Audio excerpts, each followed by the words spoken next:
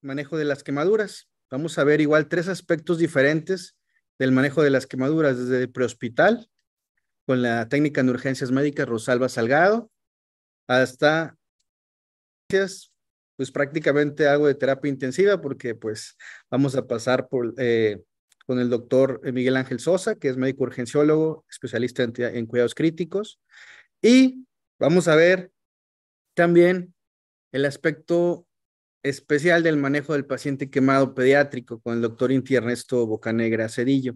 Antes que nada, quiero agradecer la invitación y decirles que me encanta la idea de que estemos uniendo nuestros trabajos para un fin que es la mejor atención hacia los pacientes y un mejor pronóstico. Nos toca hablar el día de hoy del manejo prehospitalario del paciente quemado. ¿Qué es lo que hacemos los paramédicos en la ambulancia? En sesiones anteriores habíamos platicado acerca de cómo se activa el sistema de urgencias. Es nada más un recordatorio de esto. Sucede el evento o el siniestro, se realiza la llamada al 911 y despacho, o en este caso el CRUM, se encarga de despachar las ambulancias, Protección Civil, bomberos o Comisión Federal o lo que se haga falta en el lugar para este evento. Al momento de que uno llega al lugar del siniestro, siempre debe haber un comando de incidencias, sobre todo en casos donde son múltiples lesionados, como sucedió recientemente cuando lo de la Plaza Morelos y todo eso. Entonces, nosotros nos dirigimos a ellos primero para que nos mantengan el área segura y en cuanto nos indiquen, nosotros poder ingresar.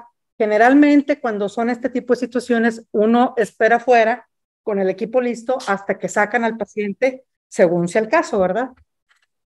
El comando de incidencias consta de varias personas, unas encargadas de la seguridad, otras de la organización, y hay un líder que se encarga del área prehospitalaria y la asignación de pacientes. A manera de un recordatorio de cómo nos empezamos a manejar desde que vemos al paciente, clasificamos las quemaduras en base a la agente causal, en este caso térmico, eléctrico, químicos o frío, que muy raras veces se ve el frío aquí, tal vez en las serranías, pero sucede. Entonces, los térmicos nos referimos a los fuegos, a las escaldaduras. ¿Qué es esto? Pues cuando te cae el agua caliente encima, etcétera.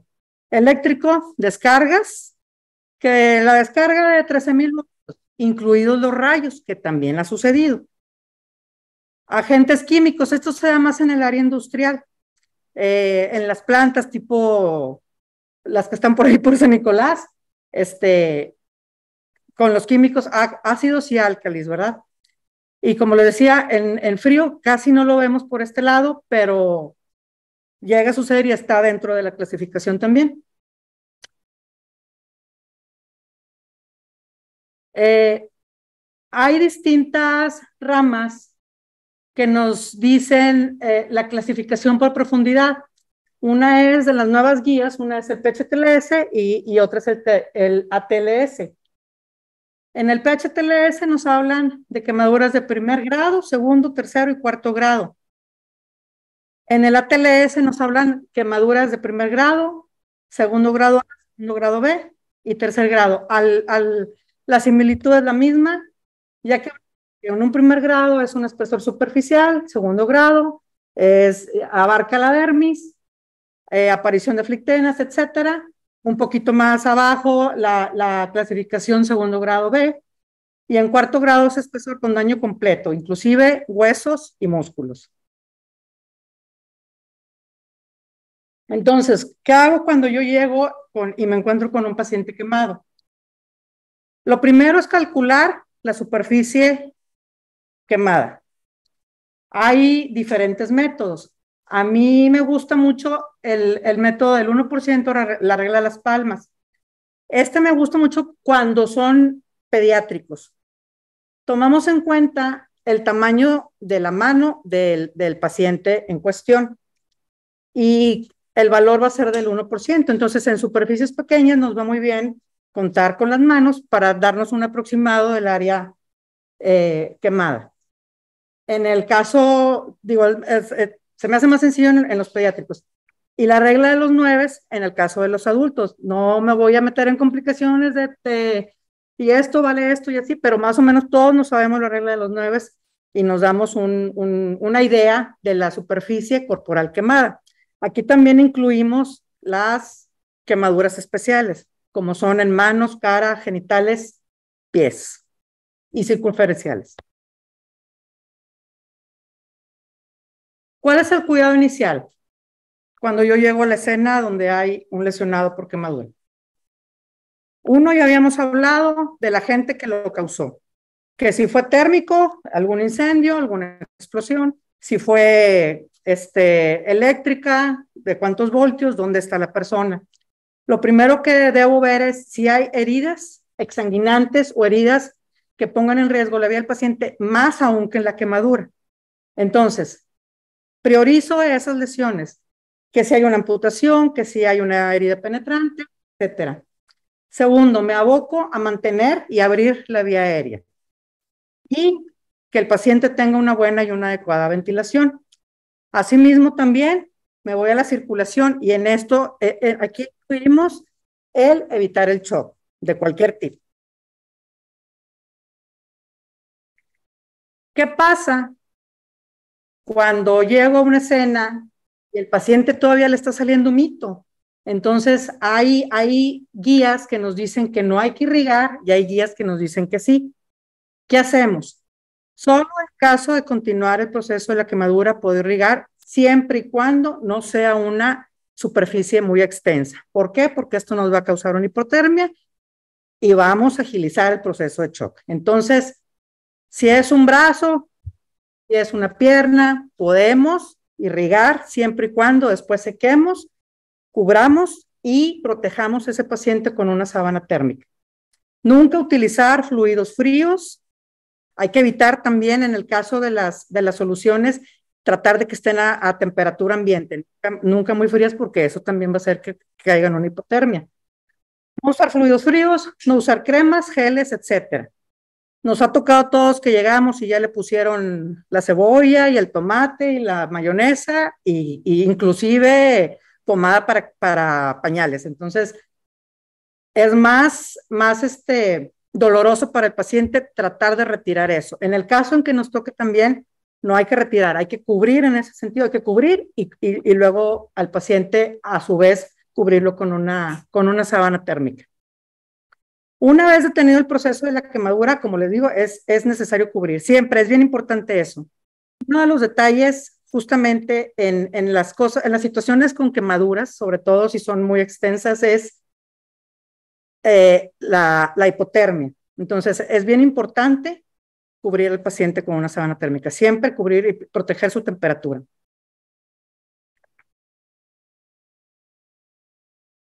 Continuando con el manejo del paciente, habíamos hablado de mantener una vía aérea abierta, permeable, con buena ventilación. En caso necesario, podemos utilizar cánulas, dispositivos supraglóticos o inclusive tubos endotraqueales si es que los traemos. Oxígeno siempre al 100%, no importa que el paciente esté platicando y que esté saturando 96, o sea, siempre es importante.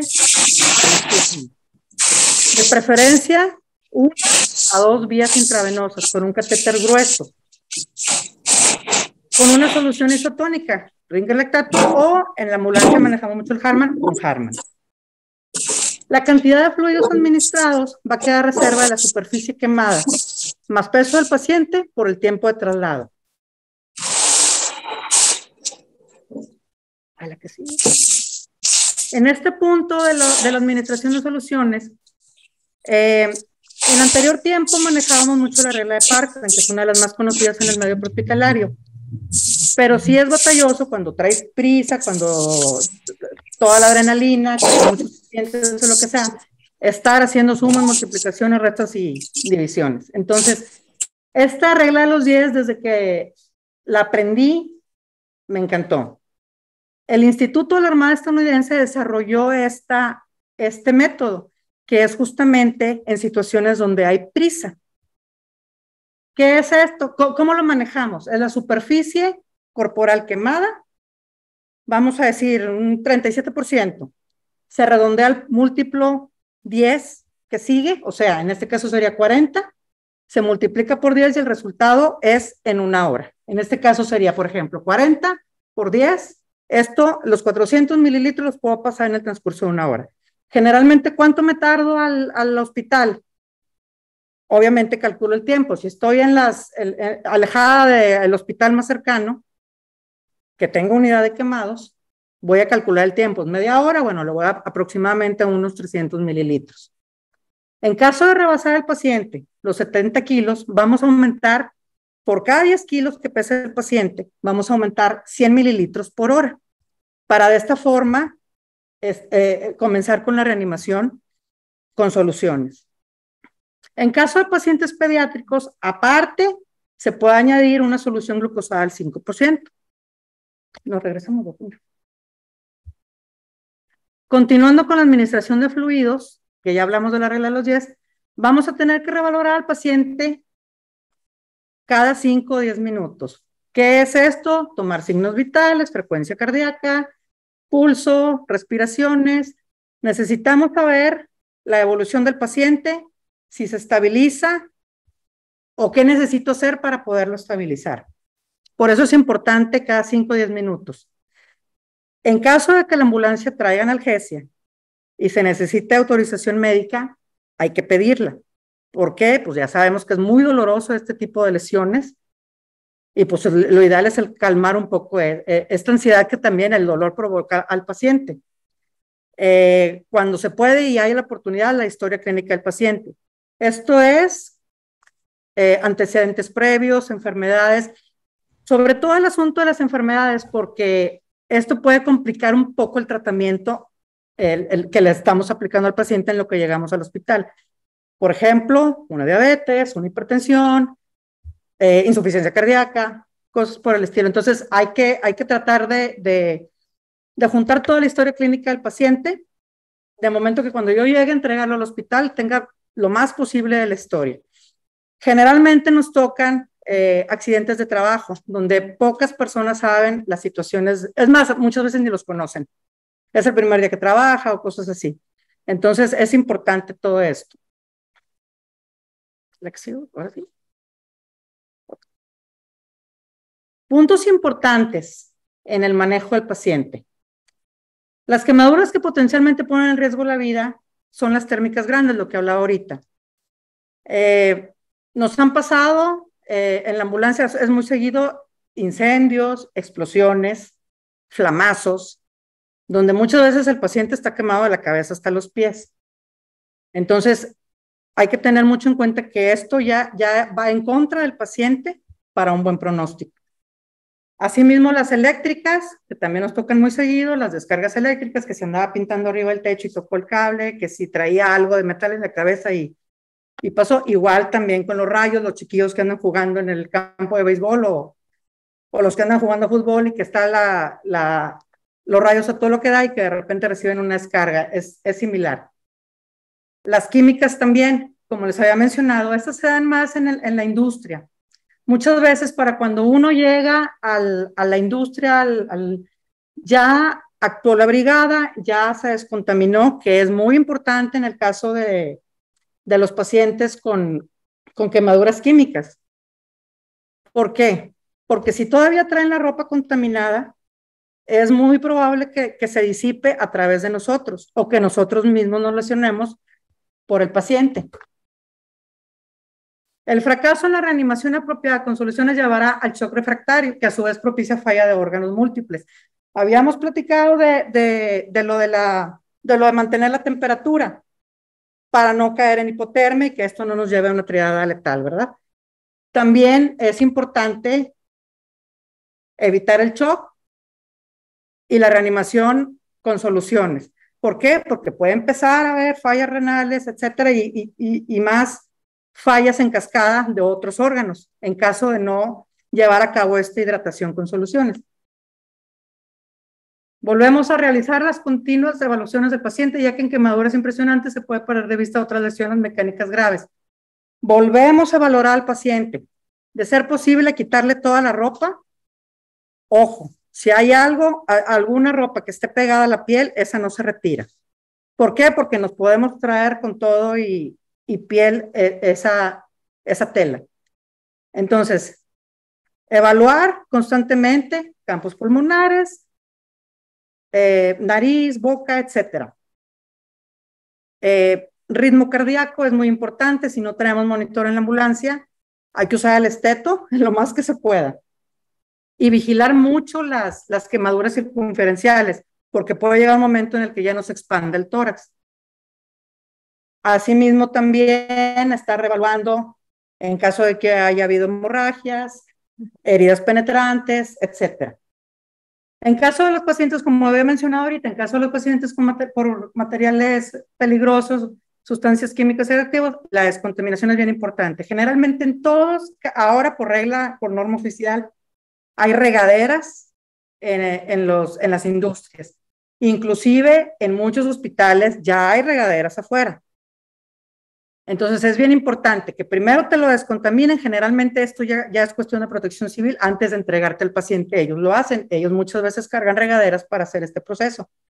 Ya poderlo traer en la ambulancia, retirando toda la ropa, inclusive aunque ya haya sido descontaminado, y ya mediante, ya descontaminado, trasladarlo al centro apropiado y volverlo a descontaminar. Esto es muy importante, mantener la comunicación con el Centro de Comunicaciones o SECOM de la institución en curso, cualquiera que esté manejando el paciente. Es importante porque para la recepción del paciente en un hospital adecuado, de preferencia con centro de quemados o de tercer nivel. Para que el médico, en el caso de nosotros, del CRUM, tenemos un médico regulador que es con el que nos dirigimos para mantenerlo al tanto de toda la evolución del paciente. A su vez, él, en base a lo que nosotros le hemos estado diciendo de la evolución del paciente, nos autoriza si hay analgesia, cuánto analgesia, etcétera, o cada cuánto tiempo, porque muchas veces no es con una sola ampolleta que se quita. Entonces, hay que estarlo haciendo y que el médico regulador esté siguiendo el caso de cerca. Asimismo, el médico se encarga de hablar al hospital y pedir la sala de shock y inclusive de dar todos los datos adecuados del paciente para que cuando nosotros lleguemos ya todo esté listo para este paciente y no perdamos más tiempo.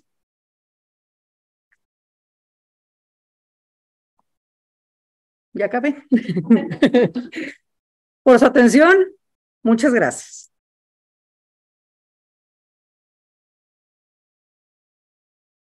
Muchas gracias a tú, Rosalba Salgado, por tu excelente presentación. De parte de la Asociación de Medicina de Emergencias, queremos entregarte una constancia y un pequeño presente. Muchas gracias. Muchas gracias. Muchas gracias a ustedes por invitarme. Gracias. Ay, por favor. Muy bien, pues después de esta presentación excelente acerca de la atención prehospitalaria, vamos a ver el manejo del paciente adulto quemado. El doctor Miguel Ángel Sosa va a estar con nosotros el día de hoy. Él es médico urgenciólogo, especialista en cuidados críticos. Bienvenido, doctor. Muchas gracias. Adelante. Buenas noches. Quiero, antes de comenzar, agradecer la invitación a la Sociedad de Urgencias de Nuevo León. En lo personal me da mucho gusto poder acudir y participar de una especialidad que, bueno, me dio las bases para mi segunda especialidad y reunirnos con compañeros y maestros muy queridos que se recuerda con mucho cariño. Siempre para mí será muy agradable y siempre estaré encantado acá para platicar sobre el tema. Además quiero felicitar a la TUM por el excelente tema. Creo que el manejo prehospitalario en el área de urgencias es muy importante. Parece que un buen manejo prehospitalario con un buen seguimiento sin duda impactará en la evolución de los enfermos y son los que de alguna forma ya nos entregan al paciente ya avanzado en el proceso de la evaluación grave, en el paciente con alguna inestabilidad y que llega al servicio de urgencias. Platicaremos un poco del paciente quemado. Bueno, los que ya nos conocemos, aquí estamos. Un saludo a todos los que están en las redes sociales, digo, en el Zoom. Y los que no, bueno, yo soy el doctor Sosa, estamos en el Hospital 21 en trauma y en la Clínica Nova en terapia intensiva. Y bueno, platicaremos un poco sobre el tema. La siguiente. Bueno, los objetivos de nuestra plática serán abarcar estos puntos rápidos, es hablar un poco de la epidemiología, a qué le vamos a llamar gran quemado, cuál sería nuestra evaluación en el servicio de emergencias, El manejo inicial, es decir, lo que nos toca como urgenciólogos hacer, es decir, en las primeras 24 a 48 horas, desde la hora cero que el paciente se quema hasta la hora 48 aproximadamente, qué monitoreo tenemos que llegar y cuál es el seguimiento que deberíamos de tener en esos enfermos. Antes de comenzar, 1905, creo que todos los que tenemos la oportunidad de ver ese tipo de pacientes, creo que no vamos a poder mentir y hacer a un lado esta frase que dice que no hay accidente más espantoso que una quemadura grave de gran área, ya que nuestros pacientes sufren mucho. Y en caso de que este paciente llegue a sobrevivir, la gran secuela, la gran deformidad que queda, hace que esta enfermedad sea realmente con mucha angustia, ¿no? Todos los que estamos en el servicio de urgencias, que nos toca estar con ese tipo de pacientes en el área de trauma y que vemos esos pacientes, el dolor, la situación de la lesión en la piel, es muy impresionante cómo el paciente llega con el dolor, la ansiedad, como decía la compañera del hospitalario. Y bueno, creo que esta frase hasta hoy en día creo que sigue vigente. En cuanto a datos epidemiológicos, bueno, esta patología genera muchas complicaciones, no solamente en el área clínica en nuestros pacientes, sino ese paciente que sale adelante, no solamente tiene un impacto en sus secuelas, en su estado clínico, sino también tiene un impacto económico, tiene un impacto social, psicológico, funcional, que impacta no solamente en la enfermedad en ese momento, sino va a generar muchas secuelas en el área familiar. Vaya, es una verdadera enfermedad con mucha mortalidad. Por ejemplo, en el Reino Unido son alrededor de 250,000 pacientes por año que ingresan por una quemadura grave. De esos, 19,000 pacientes son referidos a centros especializados en quemaduras. 500 pacientes por año son catalogados como lesiones graves. En 2018, la OMS determinó que aproximadamente 180,000 pacientes murieron por quemaduras y alrededor de 150,000 por año a partir de ese año. Entonces, como podemos ver, eso es una cifra pues nada despreciable. Y aquí vemos un poco, comentamos en Estados Unidos en el 2018 y se hizo una investigación qué tanto de costo representaba un paciente crítico quemado solamente hospitalario, sin tomar en cuenta la rehabilitación, el manejo ya en casa, el seguimiento de consulta. Y la pura hospitalización crítica representa 211 millones de dólares en este momento, esa cifra de pacientes hospitalizados. Por lo tanto, tiene un impacto muy importante también en los centros de manejo de estos pacientes.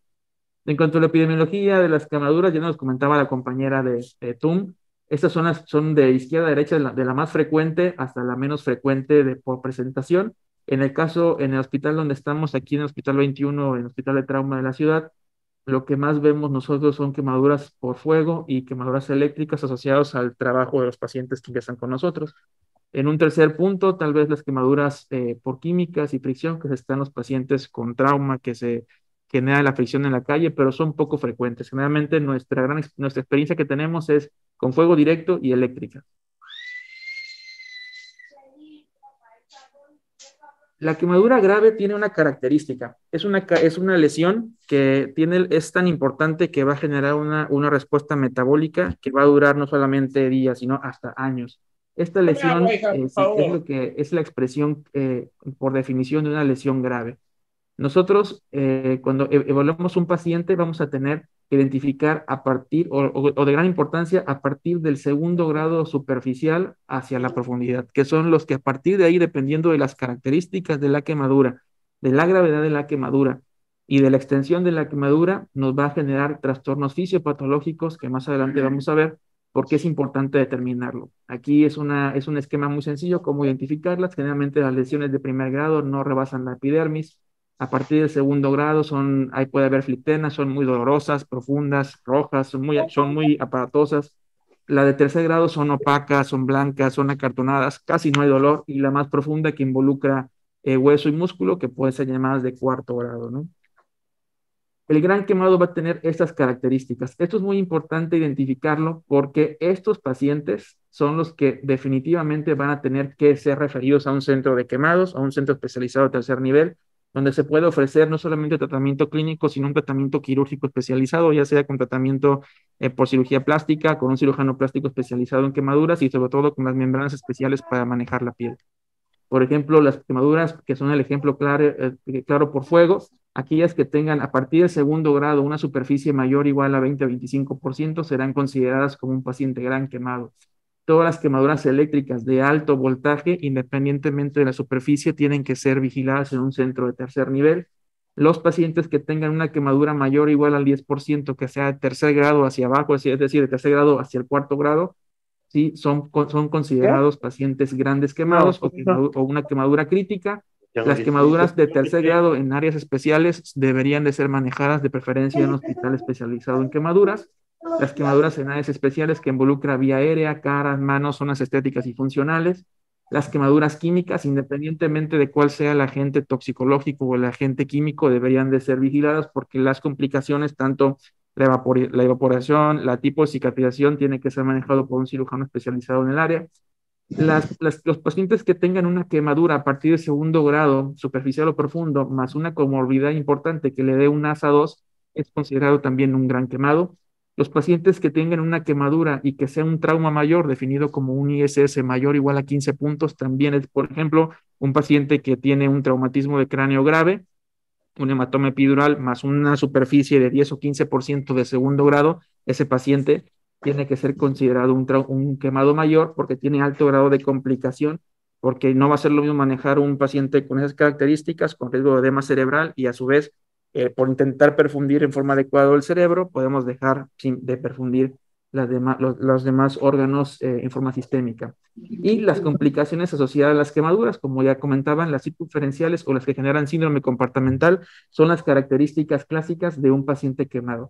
Hay diferentes organizaciones, diferentes tipos de criterios al cual le llaman quemados. En el área donde estamos, en el Hospital 21, seguimos manejando en el adulto todavía los que hace ISBI o ABA, que son a partir del 20 a 25%, serían consideradas un paciente con características de gran quemado. Esto, el manejo principal del médico de emergencias va dirigido a la primera fase de la lesión por quemadura en un paciente grave, que es lo que conocemos como una fase EP, que no es más que la fase inicial, la fase hipovolémica o la fase hipodinámica de esos pacientes. Esto se va a expresar por una fisiopatología muy parecida a lo que sucede en la sepsis. La única diferencia es que hay una gran agresión a la piel. Esta agresión genera una gran cantidad de histamina y bradicimina, que son como un poco las grandes diferencias en cuanto a un estado distributivo por un choque séptico a una agresión muy importante en la piel. Esto nos va a generar, aunque por concepto le llaman una hipovolemia relativa, yo diría que es una hipovolemia verdadera, ¿no? Porque tenemos no solamente una pérdida de plasma, proteínas, se pierde vapor, la piel deja de proteger a nuestro tejido profundo, y eso genera grandes pérdidas de líquido. Esto sería, o es la fase, es el motivo fisiopatológico por qué gran parte del manejo de nuestros enfermos va dirigido a un reemplazo de la bulimia en una forma temprana, y hasta cierto punto podría llamarse agresiva, pero vamos a ver cómo es que podríamos llevar a cabo esta reanimación sin caer en complicaciones de la sobrecarga hídrica. Estos pacientes tienen una característica hemodinámica muy particular, que son los integrantes a lo que le conocemos como choque térmico.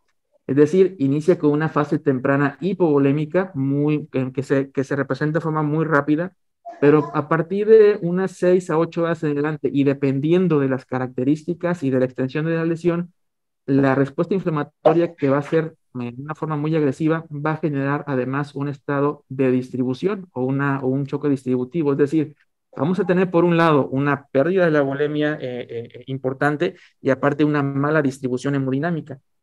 Nosotros no controlamos esta fase EP en forma inicial, el siguiente paso sería una disfunción miocárdica. Y si esta disfunción miocárdica se presenta dentro de las primeras 24 horas, la mortalidad es cercana al 100%. Por lo tanto, nosotros tenemos que concentrarnos a que nuestros pacientes sean reanimados de tal forma que podamos contrarrestar la fase hipovolémica y estar al pendiente cuando nuestro paciente predomine el estado distributivo, para entonces echar mano de otras medidas terapéuticas como vasopresores, el cual puede ser en forma temprana o puede ser hasta que el momento hemodinámico no lo vaya a dictar, ¿no? Después, a partir del segundo día, tercer día, entramos a una fase que se llama fase flow o fase hiperdinámica, donde tal vez el médico de emergencias ya no lo vamos a ver, pero es importante conocerla. Esto es muy importante porque el gasto energético se eleva hasta un 200%, hay una gran pérdida de proteica, hay una gran pérdida de músculo, que al final del día le va a impactar en la mortalidad de nuestros enfermos. Y esta condición fisiopatológica o este hipermetabolismo tiene una característica, que a partir de que se inicia, ¿sí?, dura hasta 3 años, se ha documentado los estudios. Por lo tanto, es aquí el por qué esta lesión, vemos por qué tiene tanta morbimortalidad en nuestros enfermos.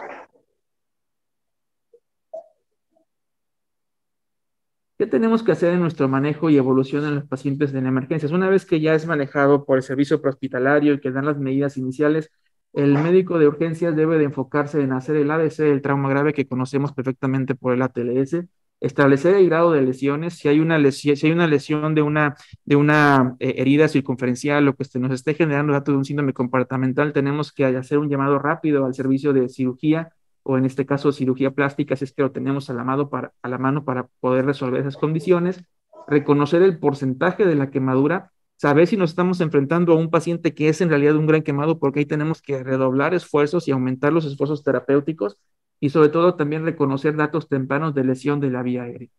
En esta zona específicamente es donde a veces puede haber a lo mejor dudas en el manejo inicial, donde, bueno, siempre está la incógnita de que, bueno, está el paciente bien, pero puede que tenga una lesión y si me tardo, se me puede complicar, mejor lo intubo, ¿no? Aquí la indicación es muy sencilla. El Colegio Americano de Emergencias te dice, sospecha clínica de quemadura de vía aérea porque tu paciente estuvo en un lugar encerrado. Tenemos datos clínicos que nos está diciendo que tiene esas lesiones. No tenemos que dudar en urgencias, hay que asegurar la vía aérea, porque si nosotros esperamos a que esta vía aérea se complique, entonces ya una vía aérea que podía ser programada y abordarla en forma segura puede ser de urgencia y tener complicaciones.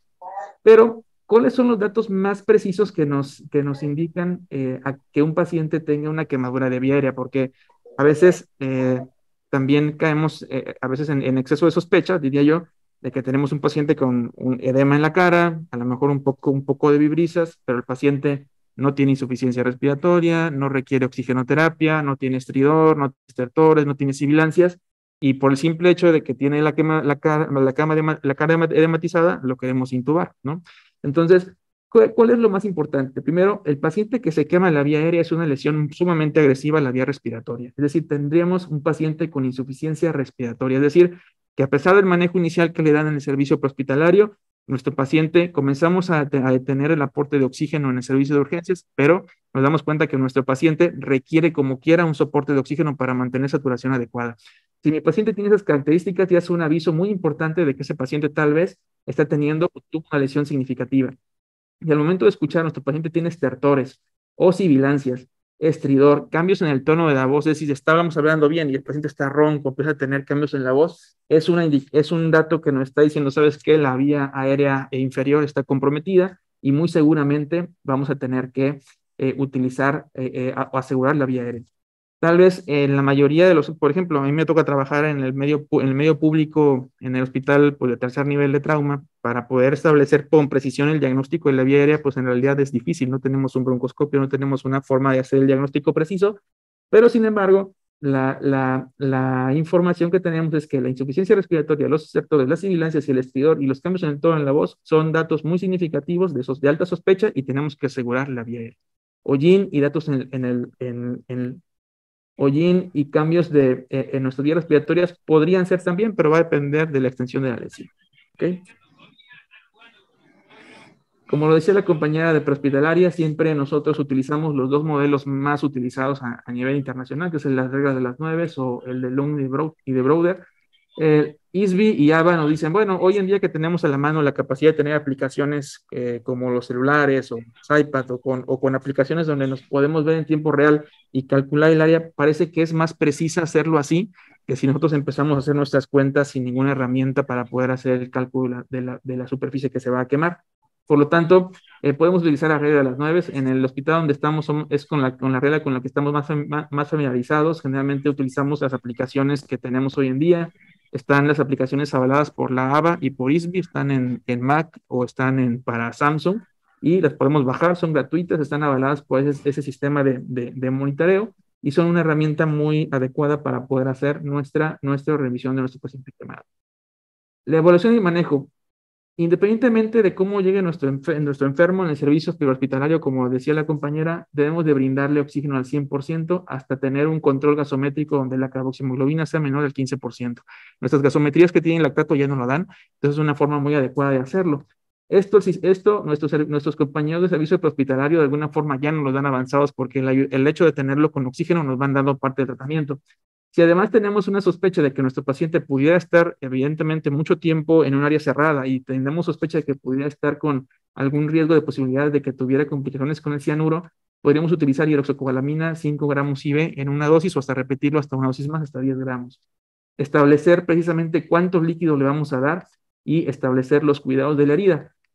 Nosotros generalmente en el área clínica nos preocupamos mucho con la reanimación, pero el tratamiento del quemado va a depender mucho también del control de la fuente del descontrol. Y la principal motivo de descontrol es el manejo de la piel. Es donde vamos a tener la mayor pérdida de volumen, las mayores complicaciones y de ahí nos va a generar el mayor riesgo de mortalidad, que es el estado séptico.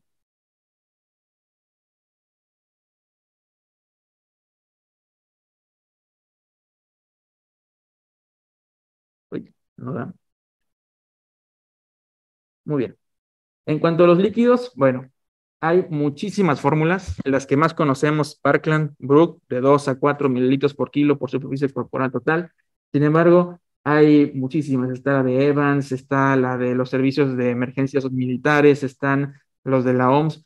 En realidad, lo que importa aquí es utilizar con la que más práctica tenemos. En el caso del hospital donde estamos, seguimos utilizando la modificación con Brook y Parkland entre 2 a 4 mililitros por kilo por superficie corporal total. Pero aquí es muy importante establecer algo.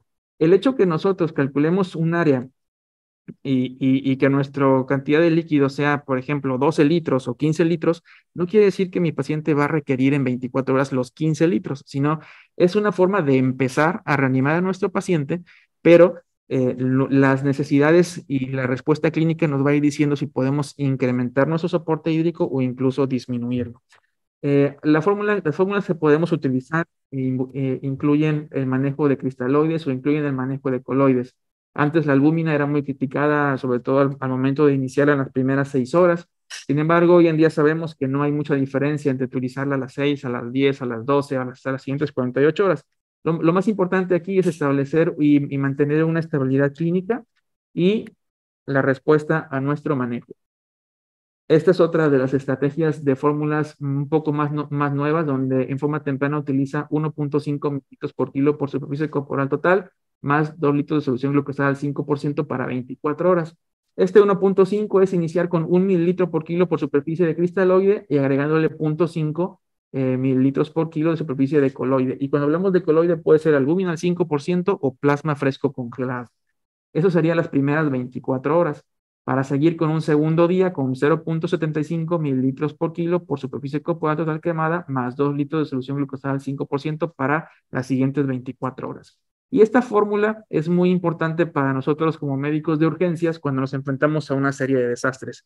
La OMS en el 2021 hizo un estudio retrospectivo, aquí les compartimos la información, donde, bueno, ellos dijeron, bueno, a partir de que un médico de urgencias o una sala de urgencias reciba más de 5 quemados, es una situación de desastres. Entonces, para evitar andar calculando la superficie en cada paciente, porque nos lleva tiempo y a lo mejor podemos retrasar el manejo de reanimación de sus pacientes, ellos dicen, bueno, cuando tengamos esta situación de desastres, basta con iniciar 100 mililitros por kilo para 24 horas y aparte ir estableciendo nuestro requerimiento de acuerdo a nuestro gasto de orina, parámetros clínicos y a nuestra condición hemodinámica. Entonces, tenemos estas varias estrategias que podemos hacer para nuestro cálculo de líquidos. Y bueno, aquí tenemos las dos fórmulas, la fórmula original de Brook y la fórmula original de Parkland. Generalmente, nosotros estamos en contacto con los residentes que van a rotar al área de trauma y generalmente los médicos de urgencias, de medicina interna, de anestesio que van ahí de terapia intensiva, generalmente dominamos muy bien las primeras 24 horas, ¿no? Que es la fórmula clásica. Sin embargo, cuando llegamos a la pregunta, ¿y qué vamos a hacer al segundo día, no? ¿Qué le vamos a entregar? Bueno, pues esta segunda fase generalmente es muy poco el porcentaje de los muchachos que tienen en mente que a partir del segundo día, si quisiéramos tener o quisiéramos manejar Parkland y Brook como debe de ser, deberíamos de establecer esas condiciones, que sería que a partir del segundo día, el 20-60% del volumen de plasma calculado en coloide, en albúmina al 5%, ¿sí? Lo que va a representar es básicamente que es el 0.3 a 0.5 mililitros por kilo por superficie corporal total de coloide, en este caso albúmina al 5%, más 2 litros de glucosado al 5% para 24 horas. Con la finalidad de mantener un cierto gasto de orina. Nosotros en el Hospital 21, les somos sinceros, la mayoría de nuestros compañeros, y me incluyo, generalmente casi no utilizamos coloide en el paciente quemado. Tratamos de optimizar más la vía enteral, que es permeable, ahí utilizamos líquido, utilizamos la comida, utilizamos el aporte enteral, y eso nos permite ahorrar líquido intravenoso, mantener niveles adecuados de gasto de orina y evitar también mayor cantidad de soluciones. Más adelante vamos a ver qué impacto tiene utilizar coloide o no utilizarlo. La verdad que no hay mucha diferencia entre ellos, pero aquí están las fórmulas completas, ¿no? De esas dos estrategias. ¿Cuál es el objetivo de los líquidos? Es decir, yo como urgenciólogo, ¿a dónde tengo que llevar a mi paciente quemado? Primero, nuestro gasto de orina. Basta con tener de 0.3 a 1 mililitro kilo hora. No necesitamos que nuestro paciente esté orinando a 2, a 3, a 4 mililitros por kilo. No, es que nuestro paciente se electrocutó y tiene rhabdomiólisis. No importa. Ya la conducta terapéutica de que en la rhabdomiólisis la orina tendría que ser arriba de 1 mililitro por kilo, la verdad que no hay diferencia en el manejo. Es decir, establecer un parámetro de 0.3 a 1. En la práctica nosotros, para estar más tranquilos, lo hacemos de 0.5 a 1, pero basta con tener este parámetro para mantener esas condiciones. Tenemos que mantener a nuestro paciente con una frecuencia cardíaca menor de 140 por minuto, y si nuestro paciente tiene una frecuencia de 120, no va a responder esa frecuencia a mayor carga de líquidos que le demos, porque recordamos que además de una fase hipovolémica, nuestro paciente se está enfrentando a un estado distributivo donde la forma de compensar la pérdida de resistencias va a ser aumentando el gasto cardíaco. Entonces, la frecuencia cardíaca además no es como que un parámetro muy adecuado para establecer si nuestro paciente va a responder al líquido o no. Pero nuestra meta inicial es tenerlo por debajo de 140, tener una PAM mayor o igual a 65 milímetros de mercurio, o, dicen los europeos, por lo menos mayor o igual a 90 milímetros de mercurio, TEA sistólica. Las ventanas clínicas de perfusión adecuadas, es decir, que nuestro estado, el sistema nervioso central esté bien, que nuestro gasto de orina esté bien y que el llenado capilar, la perfusión y la temperatura estén en forma adecuada. Tratar de mantener un lactato en metas o reducir el más del 50% y que nuestro delta de CO2 esté menor de 6 milímetros de mercurio, es decir, que nuestra gasometría venosa central de CO2 con nuestra gasometría lateral de CO2 esté en menor de 6 para asegurar en una forma cercana a que nuestra microcirculación esté en forma adecuada. Entonces, como podemos ver, no necesitamos de ningún equipo muy sofisticado, no necesitamos de tener grandes recursos para establecer las metas y el manejo terapéutico, simplemente utilizar nuestras medidas básicas como la clínica, las ventanas clínicas de perfusión. Si tenemos en la mano biomarcadores, pues adelante a hacerlo, pero uno de los marcadores sigue siendo más importante, es el gasto de la orina. Y este marcador nos va a estar guiando a nuestros líquidos, es decir, voy a subir un 10 o un 20% de nuestro líquido ya calculado, o si voy a empezar a reducir nuestro tratamiento. ¿Qué pasa con el Parkland y con Brook? Porque es muy criticado, porque bueno, Parkland sobreestima la cantidad, Brook generalmente infraestima, y generalmente cuando utilizamos 4 mililitros por kilo, terminamos utilizando menos porque nos pasamos. Y cuando utilizamos Brook en 2, terminamos utilizando más porque el paciente empieza a exigir mayor condiciones. Bueno, se hizo un estudio donde evaluaron qué pasaba con esas características. Es decir, se hizo un cálculo de Parkland a 4 mililitros por kilo y se veía qué pasaba con aquellos pacientes que terminaban el Parkland normal, y se veía qué pasaba con aquellos pacientes, dos grupos que terminaban más de 1 litro de Parkland estimado y más de 5 litros de Parkland estimado. ¿Y qué pasaba con aquellos pacientes que se quedaban negativos? Es decir, yo tenía un cálculo de 6 litros y terminé con, a lo mejor, utilicé 1 litro menos o utilicé 5 litros menos. Bueno, vamos a ver qué es lo que pasa. Los resultados fueron muy importantes porque hoy en día, generalmente, si nosotros vemos las redes sociales, editoriales de las revistas más importantes, hay mucho eco en el balance positivo. Sabes que, oye, hay que manejar a nuestro paciente con reanimación, pero oye, cuidado porque se va a hacer positivo, aumenta la mortalidad y va a haber complicaciones. Sí, es verdad. Sin embargo, nuestros pacientes con quemadura, ambos extremos incrementan la mortalidad. Es decir, si yo mi paciente con quemadura lo reanimo de tal forma que me preocupo de mantenerlo negativo en las primeras 24 horas por el riesgo de que no sobrecargarlo y no tener alguna reanimación excesiva, si nuestro paciente queda positivo menor de 1500 en las primeras 24 horas, se asocia a falla orgánica y aumento en la mortalidad. Y es igual, si mi paciente a partir del día 4 tengo un balance positivo, más de 5 litros o más de un incremento de peso del 10 al 20%, la mortalidad se ve incrementada. ¿Qué pasó en este estudio? El grupo 0 fue aquel paciente que se quedó con el Parkland total. El grupo -1, el que tuvo menos de 1 litro y el que tuvo menos de 5 litros. A la primera semana podemos ver cómo la mortalidad fue estadísticamente significativa, es decir, mientras más negativo fue nuestro paciente con nuestro Parkland, mayor incremento de mortalidad, y cuanto más positivo fue, también incrementó la mortalidad. Por lo tanto, ambos extremos en esos pacientes son malos. Hay que recordar que sí, el balance hídrico positivo, como en los pacientes sépticos, sí incrementa la mortalidad, pero esa mortalidad se ve reflejado a partir del tercer o cuarto día. El paciente que es reanimado en las primeras 24 horas y que necesitó esa cantidad de líquido, aunque sea positivo en las primeras 24 horas, tranquilos, no va a pasar nada. Va a pasar si a pesar de que ya vimos que está positivo un día, 2 días, lo seguimos reanimando y seguimos positivos en el tercer o cuarto día, es ahí donde vienen los problemas. Pero si nuestro paciente, por las condiciones clínicas, en ese momento requirió una X cantidad de líquido y quedó positivo en las primeras 24 horas, tranquilos, ajustemos la cantidad, empecemos a evacuar en el momento necesario y no va a haber ninguna complicación. ¿Ok? Nosotros hicimos un pequeño trabajo en el Hospital 21, donde evaluamos qué pasaba con aquellos pacientes que salían de quirófano con un balance negativo. Es decir, porque, bueno, la conducta es, bueno, ya lo reanimaste, ahora pasa el líquido, pasa el diurético porque pues, va a estar positivo, ¿no? ¿Qué pasó?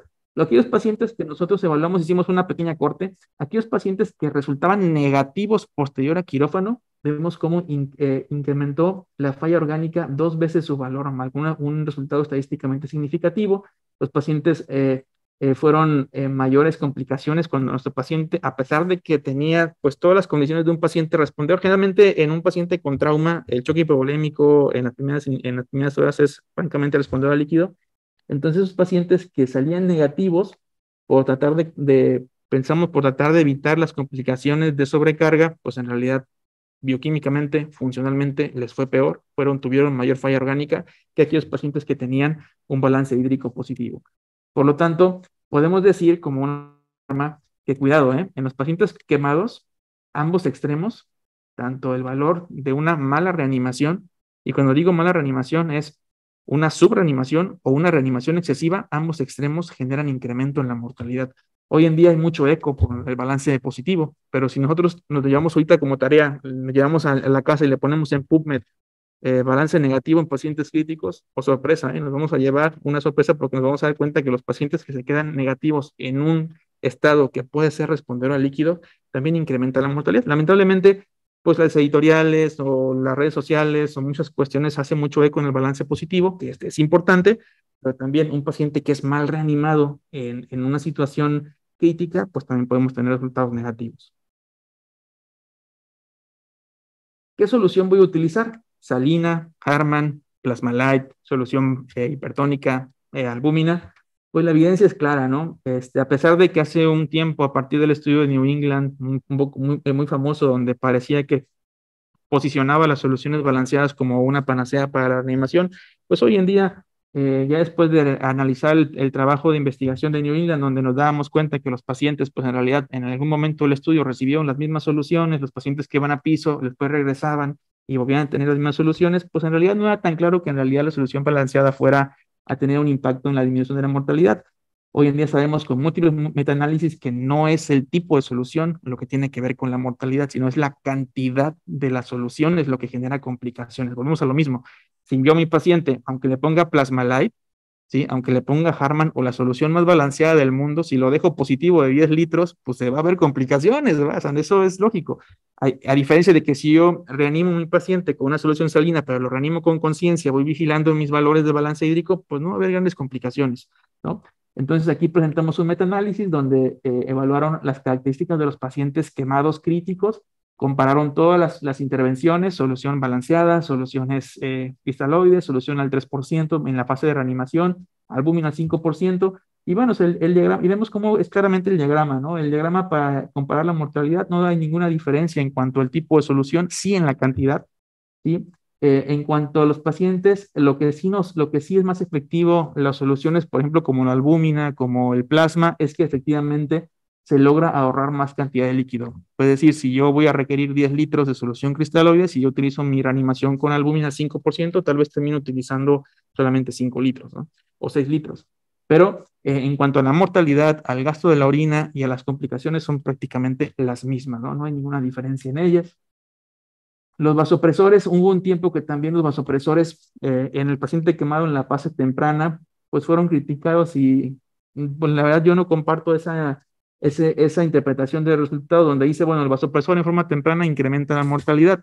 Lo que pasa es que si nosotros analizamos el paciente que tiene más de 55 años y que tiene una superficie corporal de más de 45%, estos factores son lo suficientemente importantes para generar un factor de riesgo que nos va a requerir en forma más temprana el vasopresor. Y desde mi punto de vista, no digo que sea la verdad, pero me parece que no es que el vasopresor genere aumento de la mortalidad, sino es que la propia gravedad de la enfermedad te exige poner un vasopresor más temprano. ¿Por qué? Porque no alcanzas los parámetros óptimos de perfusión y eso es lo que va a incrementar la mortalidad, la propia gravedad de la enfermedad, pero no en sí el vasopresor. ¿Cuándo vamos a utilizar vasopresores en nuestro paciente quemado grave? Cuando los valores óptimos de metas no los alcancemos con nuestra reanimación líquidos.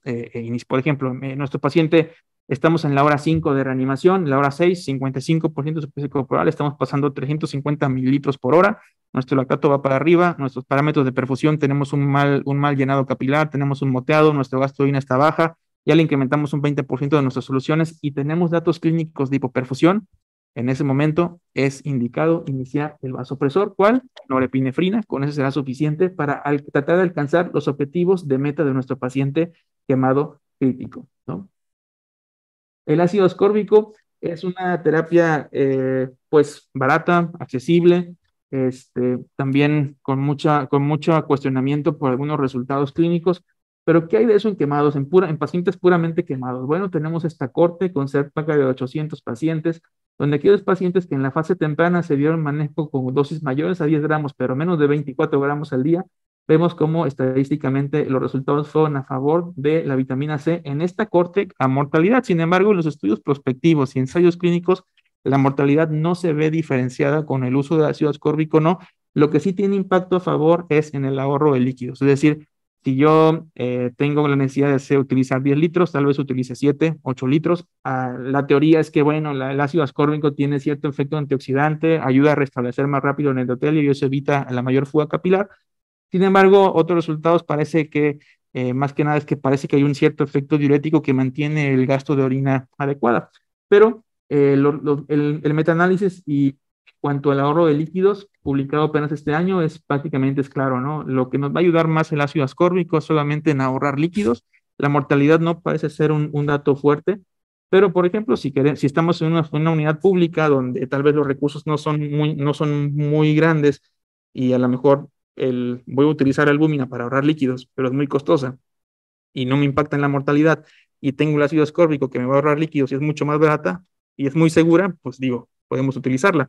La albúmina pues también nos puede generar hipernatremia, entonces el ácido ascórbico pues es un fármaco muy seguro. Entonces son las opciones que tenemos. Este metaanálisis que sale este año publicado en Critical Care, la mortalidad se vio disminuida a los 28 días. Vaya, tenemos resultados también a favor. Lamentablemente siempre hay mucho eco desconozco o desconocemos porque parece que los fármacos que son económicos, accesibles, baratos, independientemente de la patología, siempre los estudios, a pesar de que tiene cierto tipo de beneficio, no, siempre hay que volverlos a estudiar porque no sabemos bien qué pasó. Pero algunos fármacos costosos, que son muy caros, que tampoco impactan en la mortalidad, no, pero sí hay que usarlos. Por ejemplo, un ejemplo muy claro ahora con el COVID, ¿no? Los antivirales, ¿no? Que tanto tiempo se utilizaron, bueno, los antivirales que se utilizaron para el COVID, pues en realidad si somos muy estrictos en la evidencia, pues no impactan la mortalidad, pero sin embargo se utilizan, ¿no? Y los fármacos, por ejemplo, la dexametasona, los esteroides, ¿cuánto tiempo llevan siendo pues cuestionados, debatidos? Pero no sé, pareciera que a lo mejor en algún momento, pues como que no se sienten tan inteligentes los médicos, algunos médicos, de decir, bueno, pues es que a lo mejor si yo le indico un tratamiento que a lo mejor lo venden en 6 pesos en una farmacia cualquiera, a lo mejor puede que cuestionen mi inteligencia si yo no le doy un tratamiento muy costoso, aunque no impacte en la mortalidad. Pero bueno, son otras cosas, ¿no? Pero son condiciones que podemos tener ahí. El paciente quemado debe de manejarse con dolor, perdón, debe de manejarse el dolor. Es un factor de riesgo para incrementar el consumo de oxígeno, la ansiedad, las condiciones anómalas de nuestro paciente. y la ABA publica apenas hace 2 años unas recomendaciones del manejo. Como sabemos, el manejo de elección son opioides y nada más tenemos dos opciones, morfina o fentanilo o los derivados del fentanilo. ¿Qué es lo que va a hacer que utilicemos morfina o fentanilo? La estabilidad clínica. Como sabemos, en este paciente, en esos pacientes fisiopatológicamente hay una expresión muy importante en las primeras 24 horas de histamina, donde tal vez la morfina tuviera ese efecto negativo de generar mayor liberación y generar mayor efecto hemodinámico. Pero el fentanil tiene la ventaja de tener una menor liberación de esta y parece comportarse de una forma más segura. Sin embargo, como los opioides hoy en día es una cuestión de salud pública, todos los efectos de adicciones y de consumo en exceso que genera, se está recomendando ya de 4 o 5 años para acá la estrategia multimodal, es decir, buscar con fármacos no opioides que puedan ser seguros para nuestro paciente, buscar esto, que se ahorre el opioide. Y para eso tenemos siempre utilizar paracetamol. Si nuestro paciente no es alérgico y no tiene ninguna otra complicación, utiliza paracetamol para apoyo del opioide. El paracetamol, 1 gramo IV cada 6 horas a 8 horas, está asociado a una reducción del 30% de la dosis total del opioide. Si a pesar de los opioides y el paracetamol, nuestro paciente aún sigue teniendo dolor, podemos utilizar gabapentina o pregabalina. Si nuestro paciente tiene necesidad de aún mayor efecto, podemos combinar con dexmedetomidina o bloqueos periféricos en áreas muy específicas.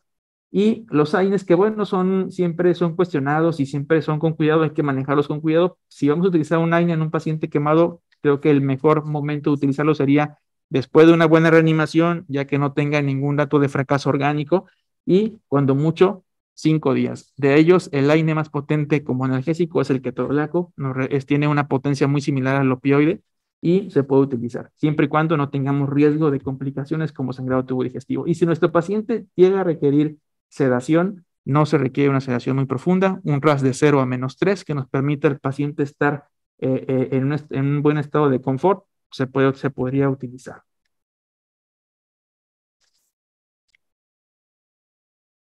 Una parte muy importante es el manejo de la piel, y aquí la piel lo podemos manejar desde una estrategia de pocos recursos a una estrategia de altos recursos. Si nuestro sistema de salud en el cual recibimos a nuestros pacientes no tienen los recursos necesarios, tenemos varias opciones, ya que fue descontaminado, lavado el paciente en el área hospitalaria y que nos llega al servicio de urgencias y que nosotros ya evaluamos a nuestro paciente, hicimos nuestra evaluación de quitar el tejido devitalizado, manejarlo con soluciones a temperatura ambiente y cubrirlos. Nosotros podemos utilizar estas opciones de coberturas de crema para los pacientes que están en el hospital. Por ejemplo, en el área donde estamos, en el Hospital 21, tenemos mupirocina. Aquí tenemos las ventajas y desventajas de cada una. Tenemos una ventaja que nos da una protección para gérmenes gram positivos. Vemos cómo es $40 por cada 22 gramos. Sin embargo, pues aquí lo podemos conseguir un poco más económico. También tenemos la sulfadacina de plata. La sulfadacina de plata, a pesar de que sigue siendo parte del estándar de manejo, tiene ciertas desventajas que tal vez no sería bueno indicarlo. La revitalización, pues las cuestiones inmunológicas, puede ser pues algo cuestionable, pero la mupirocina puede ser una buena herramienta. Si nosotros tenemos el acceso a altos recursos, tenemos estas superficies artificiales o estas superficies que nos pueden dar esa cobertura y que va a tener la función de quitar dolor, ahorrar pérdidas de vaporización, evitar las infecciones, ¿sí? Y aquí tenemos, por ejemplo, en el Hospital 21 tenemos Tegader, tenemos Duoder, tenemos Aticoat, y que son parches de plata, un sistema de drenaje hidrocoloide, que nos van a permitir una cobertura de 3 a 7 días con el lavado quirúrgico y después su protección. El manejo del paciente quemado, nosotros podemos darle la mejor reanimación hídrica, podemos darle el mejor soporte hemodinámico, podemos darle la mejor nutrición, pero si no se acompaña de un buen manejo de la piel, el fracaso del manejo es asegurado. Es decir, 50% es manejo médico y yo creo que un 50% o más el manejo es quirúrgico. Es decir, tiene que ser un manejo muy bien establecido de las condiciones de la piel, porque es donde vamos a tener la mayor pérdida de nutrientes, mayor pérdida de electrolitos y la mayor carga de entrada de infecciones, que nos va a llevar a la mayor cantidad, al mayor riesgo de muerte, que es la sepsis, si no tenemos un buen cuidado de la piel. Y pues bueno, aquí tenemos un algoritmo en el cual podemos seguir. Por ejemplo, aquí tenemos un ejemplo, un paciente que pesa 70 kilos, se quemó 50% de su superficie corporal. Utilizamos para hacerlo de una forma sencilla un término medio. Ni le voy a dar mucho, tampoco le voy a dar poco. Iniciamos con 3 mililitros por kilo de superficie corporal total y quemada y nos da un resultado de 10.500 mililitros. En las primeras 8 horas, 650 mililitros y las siguientes 16, 328. Esto es para empezar. Si mi paciente alcanzo estas metas y mi paciente, mi gasto de orina está entre 1 o más de 1, ¿saben qué? Este paciente tenemos que empezar a reducir la cantidad de nuestras soluciones. ¿Por qué? Porque estamos teniendo una buena perfusión, estamos teniendo buena respuesta clínica. Entonces, a este 650 hay que bajarle un 20% de lo que le estamos pasando.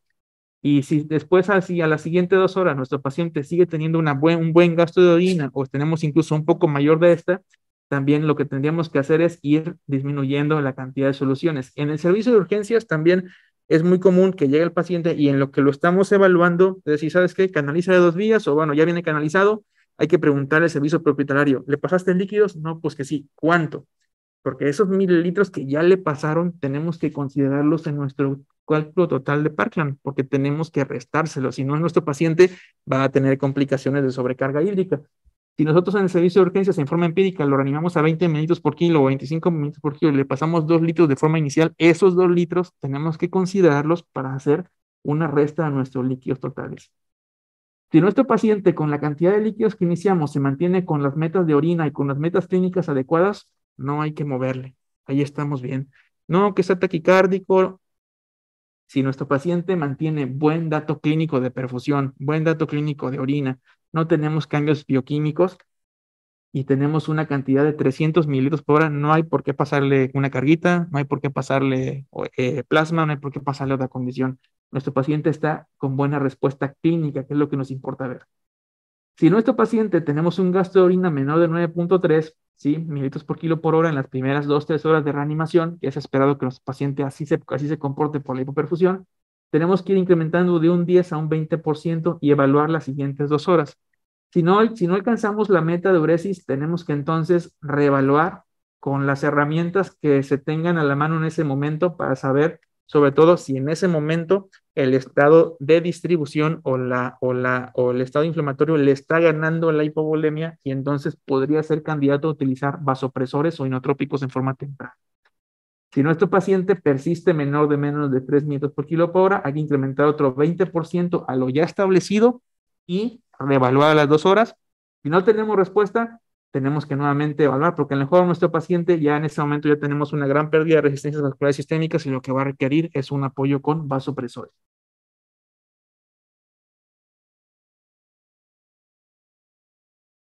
Conclusiones, bueno, la lesión por quemadura es una de las más grandes agresiones orgánicas. La mortalidad se incrementa tanto por balance hídrico positivo, así como por subreanimación. Ojo, no siempre lo menos es más, sobre todo en esos pacientes en las primeras 24 horas de reanimación. Realizar una adecuada evaluación inicial, estimar el posible cálculo de líquidos, pero ajustar de acuerdo a necesidades objetivas. Eso es muy importante. El hecho que yo calcule 12 litros, 15 litros, no quiere decir que forzosamente tenga que administrárselos.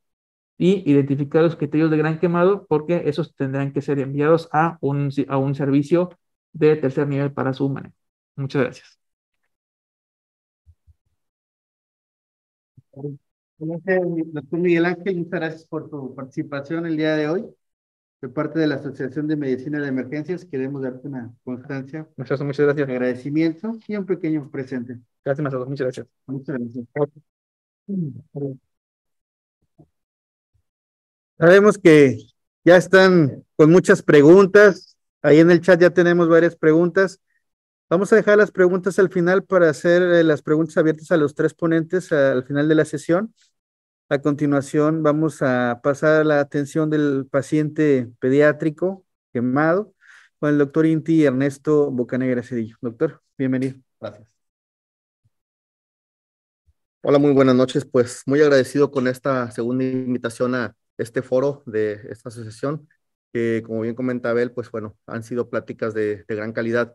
Y creo que esto se va reflejando con nuestros primeros 2 ponentes y me da mucho gusto ver que trabajamos hablando el mismo idioma, en el cual pues entendemos que el manejo del paciente quemado, sea pediátrico, sea adulto, sea en área hospitalaria, prehospitalaria o incluso en terapia intensiva, pues no es una receta de cocina, es el más claro ejemplo de que esto se trata de ciencia y arte, definitivamente, ¿verdad? Entonces, pues vamos a dar paso a las consideraciones pediátricas. Definitivamente hay muchas cosas que ya se tocaron, habrá algunas situaciones o diapositivas que vamos a pasar de manera rápida, pues para no redundar mucho en lo que se comentó ya, y vamos a enfocarnos en las diferencias que pudiéramos tomar en cuenta para el paciente pediátrico víctima de quemadura. ¿Ok? Ok, mientras podemos colocar las diapositivas, definitivamente mucho de lo que nuestros compañeros prehospitalarios van a hacer desde el momento que atienden a la víctima es súper vital. Sobre todo la situación, como bien comentaba Miguel, de toda la información que ellos nos pueden transmitir desde el momento en que ellos llegan a la escena del incendio, por ejemplo, o cuando recogen al paciente pediátrico que se quemó, por ejemplo, con agua por escaldadura, la historia clínica que ellos recogieron, porque la tendremos que contrastar con la historia clínica que recogemos en urgencias, porque tristemente muchas de las quemaduras que se ocurren en paciente pediátrico pueden ser consideradas como casos de niños maltratados. Y si no, cuando menos como casos de negligencia, porque ¿quién más es el responsable de que un paciente pediátrico se llegue a quemar con el agua que se estaba calentando para bañar? O sea, con algo tan sencillo de yo adulto, pruebo primero qué tan caliente está el agua que voy a utilizar para bañar a un niño. Entonces, muchas veces las historias que nos cuentan nuestros compañeros prehospitalarios nos dan el contraste, porque cuando hablamos los médicos de urgencias o de terapia con los papás del niño, nos cuentan otras historias. Y ahí empezamos a detectar que hay situaciones erróneas o que son de riesgo para que sean consideradas de paciente pues víctima de maltrato. Muy bien. Pues muy bien, ya me presentaron, soy el doctor Inti Ernesto Bocanegra Cedillo, laboro tanto en el Hospital Materno Infantil, en el área de terapia intensiva pediátrica, como en la UMAE 21, Hospital de Traumatología y Ortopedia, que pues prácticamente es la unidad de trauma del noreste del país. Recibimos pacientes tanto del área metropolitana como de los municipios aledaños, principalmente Coahuila, Tamaulipas no tanto, puesto que ellos tienen un hospital específico para quemados. Y pues hemos tenido mucha experiencia en el manejo de estos pacientes, tanto para el manejo en casa, como para aquellos pacientes que requieren o se benefician de traslado a hospitales, incluso en Estados Unidos, en conjunto con instituciones como es la Fundación Michumau.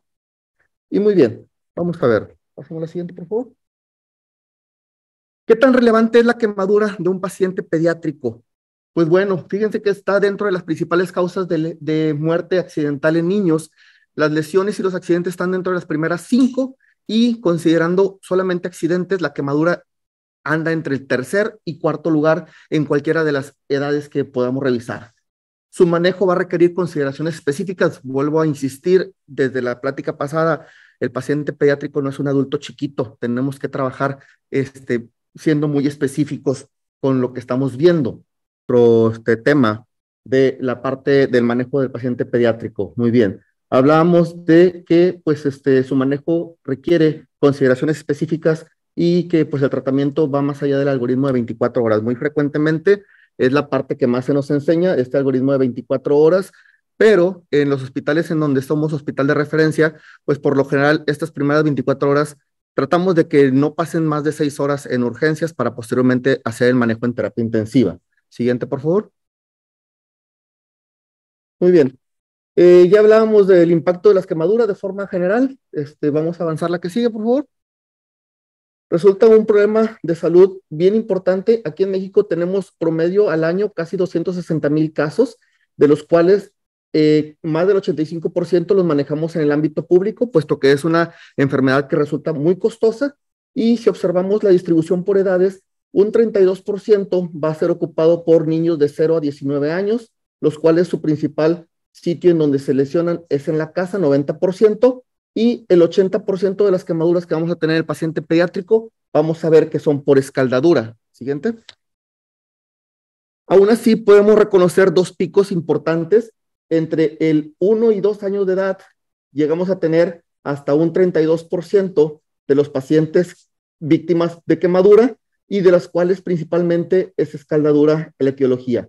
Entre los 5 y los 15 años es el segundo pico, en el cual ocupa también hasta un 28-29%, pero aquí cambia la etiología, siendo fuego directo la principal causa. Esto lógicamente, son niños o adolescentes que empiezan a experimentar con situaciones ya de pirotecnia o de fuego tal cual, y pues cambia esta situación. La que sigue. Y también hablábamos de los costos, y esto es específicamente con datos de la Fundación Michumao, que apoya principalmente a niños. Las quemaduras leves pueden costarnos desde 30,000 hasta 500,000 pesos. Hablamos de esa quemadura que es menor del 10%, que se puede manejar incluso de forma ambulatoria o con una hospitalización muy corta que no requiere terapia intensiva. Las quemaduras moderadas pueden ir de los 500,000 hasta los 5 millones de pesos. Aquellas quemaduras que aún así están hospitalizando, no van a tocar terapia intensiva o es una estancia muy corta. Y las quemaduras graves, que son las que ya requieren múltiples intervenciones quirúrgicas, muchos recursos entre parches coloides o injertos de piel y demás, van desde los 5 hasta los 40 millones de pesos por paciente. Por supuesto, esto es lo que vemos nosotros en el hospital, pero tiene muchos costos indirectos. El ausentismo escolar, el ausentismo también del padre en el trabajo para tener que llevar al paciente a sus terapias de rehabilitación, a sus curaciones y demás, ¿verdad? Siguiente. Y bueno, ya hablábamos un poco de la fisiopatología que ocurre a nivel local, un área de necrosis central, del área donde se quemó la persona o el niño, seguido por un área de estasis, que pues esa es la que necesitamos salvar, y después un área de hiperemia, que es donde va a estar incrementado el flujo sanguíneo. Esta área de estasis, nosotros vamos a ser los que podemos incidir, ya sea para que mejore y se vuelva parte del área de hiperemia, o que empeore y se vuelva parte del área de necrosis. Clínicamente lo podemos observar en la piel de esta fotografía, en donde vemos áreas de necrosis acartonada que ya no tiene un buen riego sanguíneo, el área de estasis de color blanquecino y el área de hiperemia, ¿verdad? Adelante. Ya habíamos hablado también de que, pues bueno, tenemos diferentes tipos de etiología y hablábamos de que principalmente vemos en paciente pediátrico las que son por fuego directo, pero de mayor número, las de escaldadura. Por topografía, pues hablamos de que son de importancia vital aquellos pacientes que tienen zonas como cara, manos, genitales o lesiones circunferenciales, los que se deben de mandar a un tercer nivel. Y ya también hablábamos de los distintos grados de profundidad que van a ir variando, depende de lo que leamos, en primero, segundo grado superficial y profundo y tercer grado, o primero, segundo, tercer y cuarto grado. Así a su vez también, pues hablamos de quemadura menor, quemadura moderada no complicada y quemadura grave, que esto se utiliza mucho en cuanto a la necesidad de referir al paciente a un hospital con mayor o menor especialización. No se confunda esto con el manejo de cuándo voy a decir que un paciente es un gran quemado. Siguiente. Vemos las características de distintos tipos de quemaduras, en donde, por ejemplo, por fuego directo va a predominar un área de necrosis y de estasis y muy poca área de hiperemia. Por el lado contrario, la escaldadura predomina el área de hiperemia con un área de estasis reducida y una menor área de necrosis. Por suerte, con los niños es poco común que tengamos quemaduras por químicos, pero no así porque lesiones por electricidad, que pues ese es un tema totalmente aparte. Siguiente.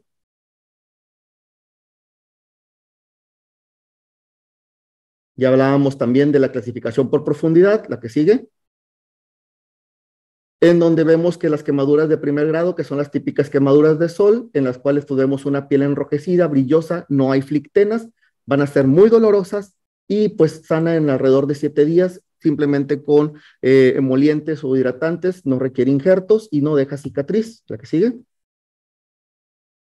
Y pues la quemadura de segundo grado, que puede ser superficial y profunda, que el mejor ejemplo para ver sus características, pues es la quemadura por escaldadura. Aquí se van a diferenciar la superficial de la profunda en la presencia o no de las flictenas, las cuales pueden estar presentes de tamaño variable, son muy dolorosas y esto va a tardar aproximadamente 2 semanas en cicatrizar.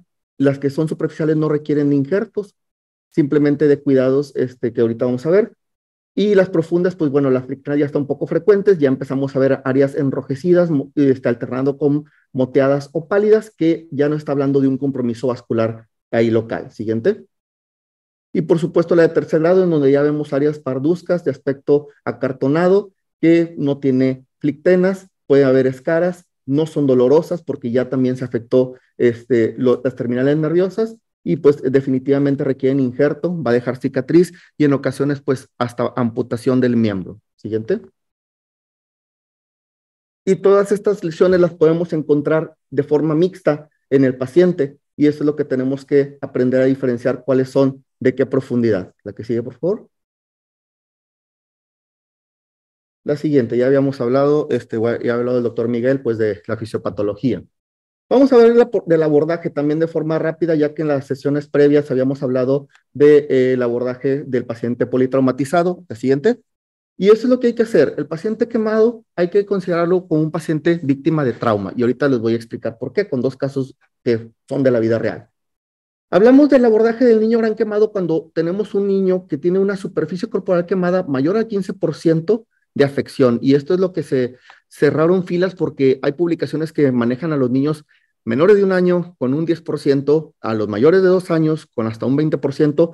La American Board Association cerró filas diciendo 15% o más de superficie corporal quemada, quemaduras de segundo y tercer grado son las que se toman en cuenta. Muy bien. Y hay que tomar en cuenta lo siguiente, las quemaduras pueden ser muy aparatosas, pero no siempre son las lesiones más significativas o lo que va a comprometer la vida de nuestro paciente. Siguiente. Hay que tener una alta sospecha de lesiones asociadas. Alguna vez en nuestro hospital nos llegó un paciente de 8 años de edad con quemadura por fuego directo al incendiarse su casa. Se calculó un 32% de superficie afectada. Sin embargo, durante la historia clínica, pues nos comentaban que fue extraído de su habitación por un vecino, el cual, pues, al verse rodeado del fuego, pues tuvo que sacar al niño por la ventana o el niño golpeándose al momento de que cayó. Y pues el paciente llegó con datos compatibles de choque hipovolémico, aún a pesar de que no había pasado más de 1 hora de haber sido rescatado. Este paciente nos obliga a pensar en múltiples diagnósticos como puede ser trauma craneal, trauma torácico, abdominal, la lesión por inhalación y por supuesto la lesión por quemadura. Entonces tenemos que pensar en que es un niño traumatizado. Siguiente. Pero decíamos que, bueno, la mayor parte son por escaldadura. Pues bueno, tristemente también nos tocan episodios que nos consternan mucho. Tuvimos un paciente masculino de 3 años de edad, víctima de quemadura por escaldadura del 18%. Sin embargo, como les comentaba, la historia de los padres no era coherente, tanto con lo que nos habían entregado los paramédicos como lo que preguntamos por separado cada uno de ellos. Y las lesiones del paciente eran lesiones lineales que se encontraban en pies, pantorrillas y glúteos. Y el paciente llegó con datos de choque, con una deformidad en muslo derecho. Aquí es un ejemplo de cómo pudo haber sido la lesión provocada, y los diagnósticos de nuestro paciente en este caso tendríamos que plantearnos el choque hipovolémico hemorrágico, seguramente de la extremidad que estaba con la deformidad, la fractura de fémur, la quemadura por escaldadura y sobre todo el síndrome de niño maltratado. Y esa es una tarea que tenemos todas las personas que estamos en contacto directo en primera línea cada vez que tenemos un niño accidentado, eliminar esta sospecha o confirmarla. Siguiente. Ya hablábamos también las sesiones pasadas de las armas que tenemos para evaluar a nuestro paciente, tanto el triángulo de evaluación pediátrica, seguido de nuestra evaluación primaria, que puede ser el XABCDE de la TLS o el protocolo MARCH, que es muy semejante en cuanto a que antepone las hemorragias masivas, controlarlas y nos seguimos con el resto del cuerpo. Siguiente. Y aquí no me voy a entender mucho, ya habíamos hablado de lo que tenemos que hacer con las hemorragias masivas. Siguiente. Controlarlas de la forma que consideremos mejor nos convenga. Aquí sí me quiero detener en la vía aérea, que va de la mano con la parte de la respiración.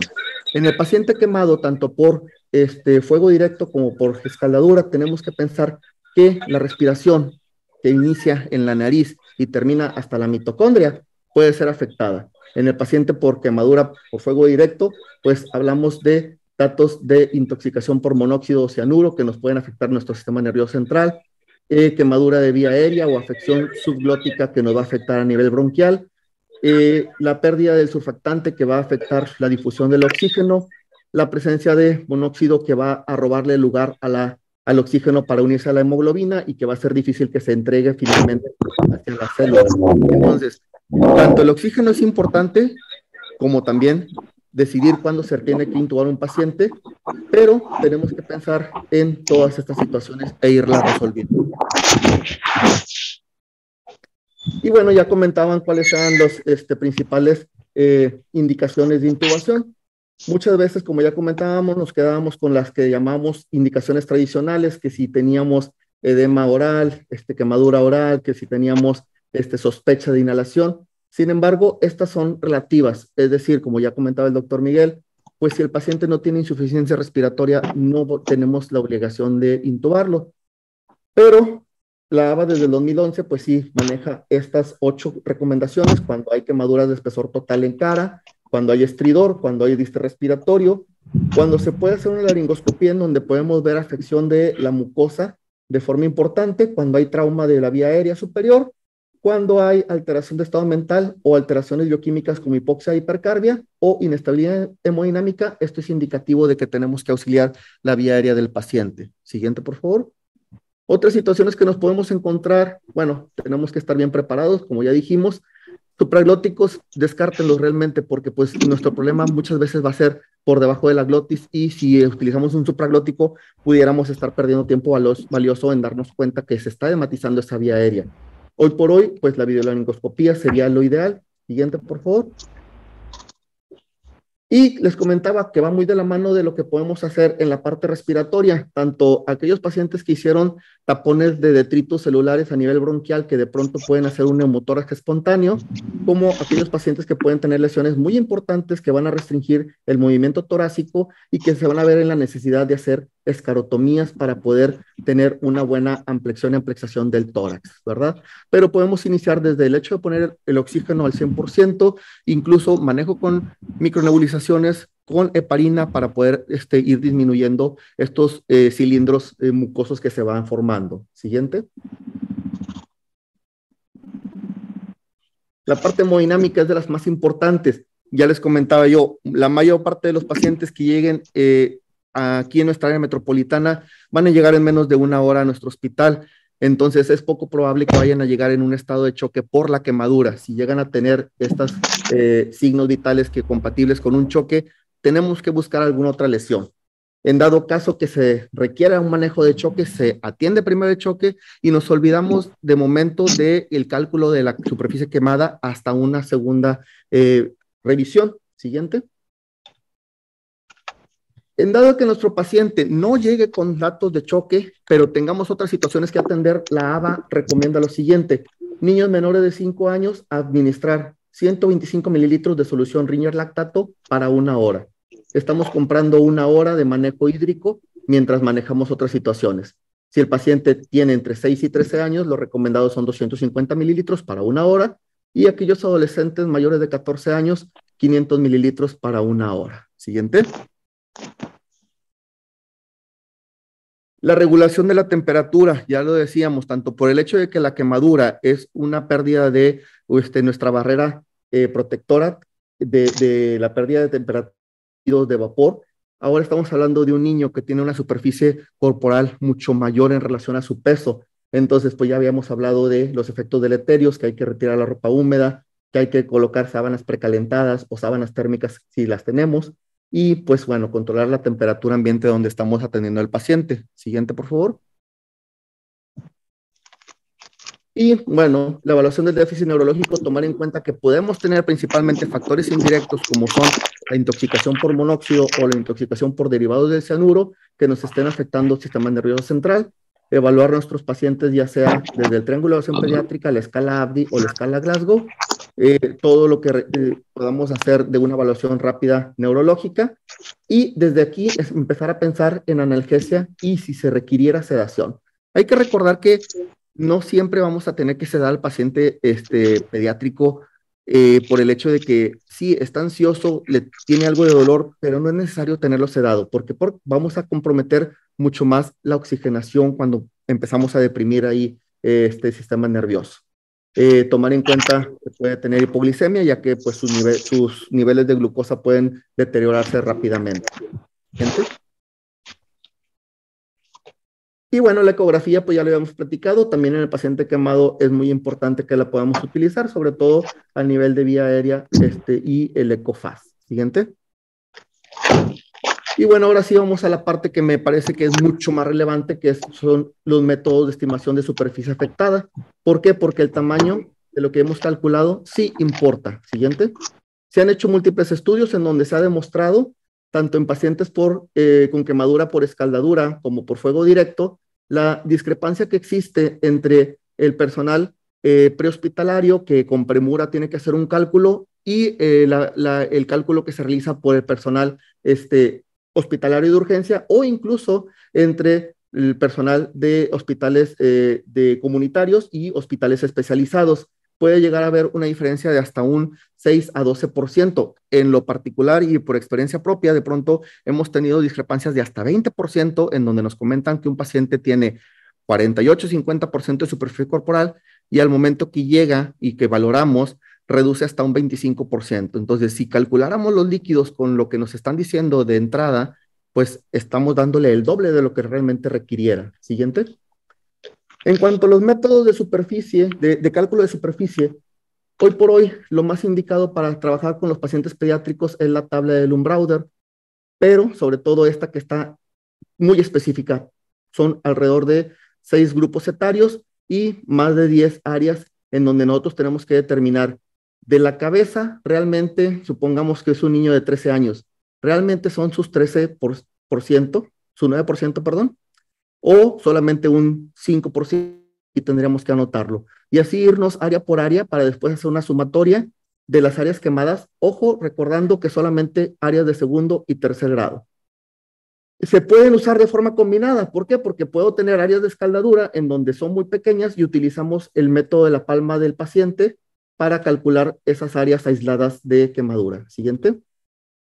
Bien comentaba el doctor Miguel, pues hoy por hoy nos podemos apoyar en la tecnología y existen ya cuando menos 2 aplicaciones que son testeadas y con muy buenos resultados en cuanto a lo cercano que está el cálculo real de la quemadura del paciente. Una es la aplicación del Johns Hopkins y otro es la aplicación EBOR, que es realizada entre Inglaterra y Francia, y nos ayuda tanto como para delinear el nomograma del paciente con las lesiones que está teniendo, como con el cálculo de líquidos que nosotros queremos, tanto como si fuera la Parkland normal o modificado a un Brook modificado, ¿verdad? Aún así, hay mucho que perfeccionar. ¿Por qué? Porque como son modelos bidimensionales, no toman en cuenta a veces los lados del cuerpo y ahí podemos incluso perder de un 5 hasta un 7% de superficie corporal afectada. Siguiente. Y bueno, una vez que ya calculamos qué es lo que vamos a hacer con nuestro paciente, ahora sí, ya terminamos nuestro abordaje del ABCDE, ya en la evaluación secundaria ya calculamos la superficie corporal afectada, ahora llega el momento de ver cómo vamos a hidratarlo. Siguiente. Ya hablábamos de las fórmulas de reanimación, que son pues muchísimas, cada una en su momento dijo que tenía sus bondades, después se demostró que algunas no tanto. Lo que sí requerimos es que sea una fórmula fácil de entender, útil para cualquier paciente, fácil de aplicar, económica, y esto se refiere en cuanto a la sustancia que está utilizando, y lo más importante, que tenga el menor costo fisiológico para el paciente. A través de los años, estas son las que más han persistido. Siguiente. Y las que más se utilizan en el área pediátrica, pues son la fórmula de Eagle, la de Cincinnati y la de Galveston. Y ahorita vamos a hacer un comparativo. Bueno, ahí hay quienes utilizan solamente soluciones cristaloides, hay quienes ya utilizan coloides. Y como les digo, hoy por hoy, pues cada centro pues trabaja con la que mejor resultado le ha dado con sus pacientes. Siguiente. Lo que queremos evitar es el llamado fluid creep, es decir, el uso excesivo de líquido durante la reanimación.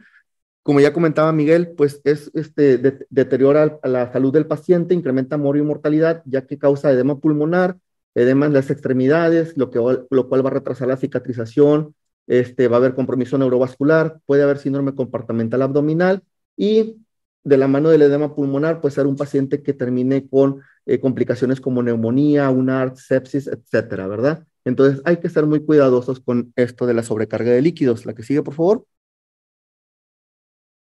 Y bueno, cerrando filas, más o menos en el año 2013, el American Board, pues propuso utilizar la fórmula de Brook modificada. ¿Modificada en qué? La fórmula de Brook original habla de que utilicemos 2 mililitros por kilo por superficie corporal quemada.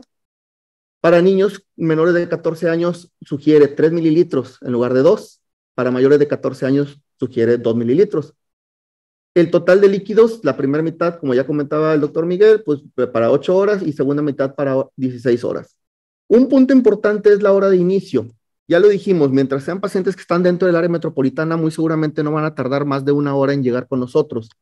Y podemos iniciar esta primer mitad de líquidos desde que llega el paciente y pasarla para 7 o para 6 horas. Sin embargo, si nuestro paciente llega más de 2 horas tarde porque viene de un área conurbada o rural, no podemos pasar la mitad de lo que nos dio nuestra fórmula en 4 o en 5 horas, porque va a ser un coste fisiológico muy importante para el corazón. En el momento que nuestro paciente llega, lo marcamos como hora cero, seguramente va a llegar con datos de choque, hay que manejar primero ese choque y entonces, ya que lo hayamos recuperado del choque, ahora sí, manejar nuestra reanimación de quemadura.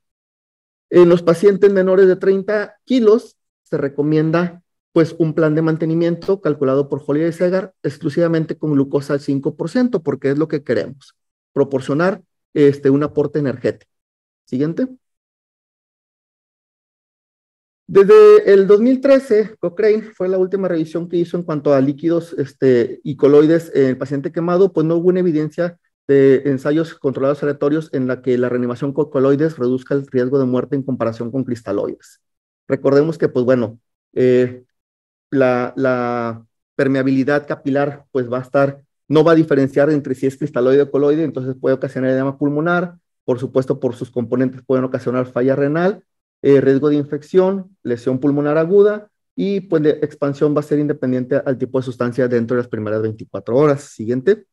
No digo que no se debe utilizar albúmina, pero sí se recomienda que sea posterior a las primeras 16 o 24 horas. Y este es un comparativo que siempre me gusta hacer para ver qué tanta diferencia hay entre los líquidos que se administran con una fórmula o con otra. Tomando un ejemplo ficticio de una paciente de 10 años que pesa 30 kilos y que tiene una superficie corporal de 1 metro cuadrado con una afección de un 30%. Vemos en 3 columnas la fórmula de Parkland, la fórmula de Galveston y la fórmula de ABA descrita, y en la parte final es la parte que más quiero llamar la atención.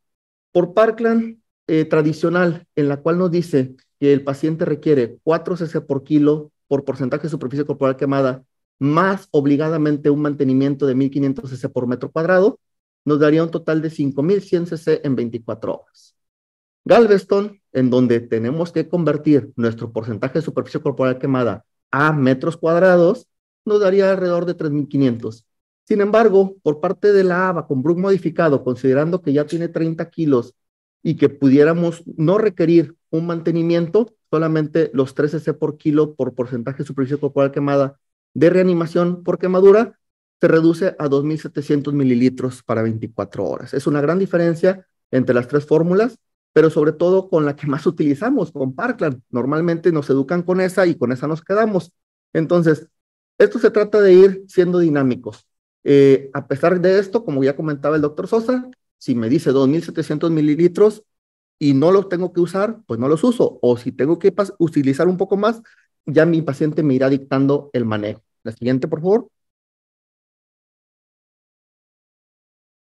Y bueno, aquí la monitorización es importantísimo, que tengamos que estar frente al paciente con una silla y estando vigilando hora tras hora todas las variables hemodinámicas. Ya comentábamos, la frecuencia cardíaca va a estar elevada por múltiples causas: dolor, ansiedad, respuesta inflamatoria, catecolaminas endógenas o hipovolemia. Es decir, si tengo a mi paciente con taquicardia, no significa que va a estar chocado de entrada. La presión arterial, ya tanto invasiva como no invasiva, tengo que considerar factores como la fuga capilar, la posibilidad de síndrome compartimental, el edema a distancia que se puede producir. Y hoy por hoy, pues, ¿quién me va a ayudar? Pues la diuresis. Para aquellos menores de 30 kilos, voy a estar vigilando que la diuresis esté alrededor de 1 cc por kilo por hora. Para aquellos mayores de 30 kilos, entre 0.5 y 1 cc por kilo por hora. Siguiente, por favor. Metas en la reanimación. Siendo una variedad muy grande de peso, talla, edades, a veces es difícil cargar. Bueno, a los pediatras no se nos dificulta, cargamos con nuestra libretita, con nuestras aplicaciones, y ahí tenemos todas nuestras tablas de peso, talla, signos vitales y demás. Pero podemos resumirlo a grosso modo. El paciente quemado, por la pura patología, va a estar con un estado de conciencia de somnolencia leve. Es una patología que desgasta. Entonces, si su estado neurológico no fue afectado por el accidente, pongamos un paciente con una quemadura por escaldadura en donde no tiene nada que ver afección al sistema nervioso central, pues lo vamos a encontrar con una somnolencia leve. Pero si el paciente, tan pronto como lo estimulo verbalmente o táctilmente, despierta, estamos bien. Segundo punto que me parece el mucho más importante, examen físico, pulmones limpios, extremidades calientes, es decir, no me estoy sobrepasando como para provocar un edema pulmonar y no estoy evitando tener un síndrome compartimental, evitar las 5 Ps de pérdida de pulsos, dolor, palidez, parestesias, etcétera. En cuanto a signos vitales, a grosso modo, frecuencias entre 120 y 180 latidos por minuto. Entre más pequeño, pues somos más permisivos con la frecuencia hacia la alza, porque pues es una forma de compensar. Y una presión sistólica en la cual no me voy a obsesionar en tenerla arriba del percentil 50. Incluso se menciona que si no tenemos datos de mala perfusión, puedo tener un poco de hipotensión permisiva, siempre y cuando nuestro gasto urinario se encuentre dentro de lo que queremos, ¿ok? Lo que queremos es evitar complicaciones de una reanimación inadecuada, tanto sobrecarga como quedarnos cortos de líquidos. Siguiente, por favor. Más allá de los líquidos, como les decía, considerar todas las variables hemodinámicas. Muchas veces a la gente de urgencias ya no le va a tocar tanto esto, pero sí tenemos que estar pendientes de las variables de precarga, poscarga y contractilidad. Es decir, si estoy bien seguro que ya hice una adecuada precarga, tengo que analizar estos dos y no tener miedo de la utilidad de aminas de forma temprana, incluso del uso de diuréticos si ya estoy asegurando los otros dos pilares, y ver qué otros factores están afectando la hemodinamia de mi paciente, desde la ventilación mecánica con parámetros altos, síndrome compartimental, sobre todo el abdominal, o trauma asociado que no se ha detectado. Siguiente. En cuanto a terapia antimicrobiana, que es una cuestión que siempre hace ruido, no hay indicación de profilaxis antibiótica en el paciente quemado. Recordemos que vamos a tener datos de respuesta inflamatoria por quemadura que se pueden sobreponer a los datos de infección, pero esto se va a ver hasta después de las 48 o 72 horas porque volvemos al punto de la etiología. Si mi paciente está quemado por escaldadura, es muy poco probable que tenga datos de infección. Sin embargo, si mi paciente sufrió una quemadura por incendio en un ambiente que, pues, lógicamente no está estéril, pues bueno, ahí sí tendríamos que considerar vigilancia de los factores que nos pueden dar infección. Si hubiera infección asociada, no existe un régimen estándar, hay que hacer una selección individualizada de nuestro paciente, a veces iniciar con amplio espectro y después en base al antibiograma ir reduciendo. Sobre todo, tener en cuenta la historia del paciente, el estado clínico, el sitio de infección, la penetración del fármaco que hemos elegido y, pues bueno, la identificación del patógeno y la terapéutica específica. Siguiente. Ya casi por terminar, el manejo de la sedación analgesia, pues es para controlar el dolor principalmente, la ansiedad y la agitación. Pero como les comentaba, no siempre es necesario tener al paciente, pues, postrado. Lógico que el paciente pediátrico pues necesita estar en un ambiente aislado de contaminación. Si es posible, tener al familiar con su ropa estéril acompañándolo, hagámoslo para evitar estos episodios de ansiedad y agitación sobre todo. Y cuando el paciente se encuentra invadido, pues bueno, la meta es evitar la pérdida de los dispositivos que se le han colocado o mejorar la sincronía con la ventilación mecánica.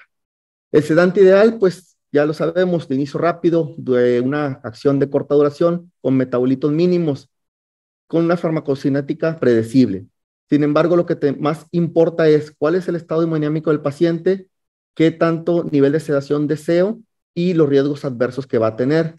Por supuesto, reconsiderar si va a pasar algún procedimiento, se le va a hacer algún procedimiento, si hay que agregar alguna analgesia extra a la que ya tiene. Siguiente. Y esta diapositiva ya la hemos visto alguna vez. Les decía, sedación lo puedo lograr con cualquiera. A la dosis máxima seguramente voy a tumbar al paciente, pero ¿cuáles son los efectos adversos que voy a tener en cada uno de ellos? Es lo que tenemos que revisar. Creo que es la última. Y bueno, muy bien, pues es un tema que es difícil ver en tan poco tiempo. Nos podemos llevar sesiones y sesiones considerando cada una de las fases del manejo del paciente pediátrico. Esta es la fase inicial solamente y pues bueno, agradezco su atención.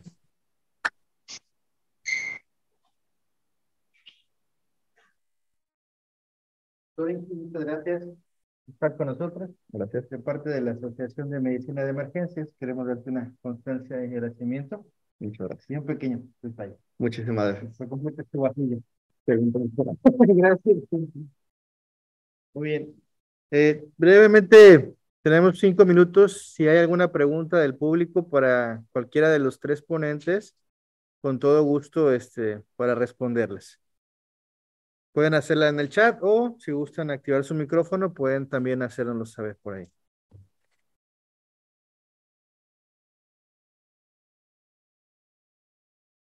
Ese es para alguien. Hay una pregunta en el chat, nada más si gustan enfocarnos a ver si es hacia el doctor Sosa o para el doctor Inti, por favor.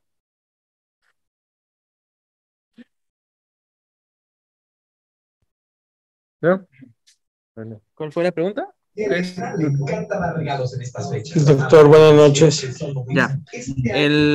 Si nosotros hacemos una evaluación de las condiciones hemodinámicas del paciente quemado, o sea, la respuesta inflamatoria, las interleucinas que se disparan en el momento de la lesión y la respuesta de catecolaminas endógenas tienen diferentes efectos en diferentes sitios y en diferentes áreas, ¿no? Es ahí, por ejemplo, en donde en algún momento es criticado el uso del vasopresor temprano, porque para mantener la compensación en las diferentes áreas de coagulación, de isquemia y de hiperemia en el que tenemos en la piel o en los sitios de lesión, una respuesta está tratando de contrarregular las alteraciones y podemos tener vasoconstricción, pero en otras áreas tenemos respuestas de vasodilatación o hiperflujo. Entonces, decir que solamente predomina una sola situación es difícil. Si lo hacemos en una evaluación macrodinámica, es decir, hablando de resistencias en general, si en el momento de la quemadura el paciente predomina la fase de hipodinamia, es decir, la fase de un gasto cardíaco bajo, la tendencia hemodinámica será a tener unas resistencias vasculares sistémicas de normal a altas. Pero en el momento que el estado de distribución predomina sobre la fase de hipodinamia, tendremos unas resistencias vasculares sistémicas disminuidas o normales y con una tendencia de un gasto cardíaco elevado. Es decir, en la microcirculación podemos tener zonas de vasoconstricción, ¿sí? Pero a su vez en la macrocirculación tener la combinación depende a qué estado hemodinámico predomine el paciente quemado, ¿no? Una pregunta para el doctor Inti. Preguntan, medicamento analgésico recomendado en el paciente que no tendrá procedimiento quirúrgico de momento. Sí, gracias. Sí, definitivamente, como ya comentaba el doctor Sosa en su ponencia, tenemos que hacer uso de la escalera analgésica.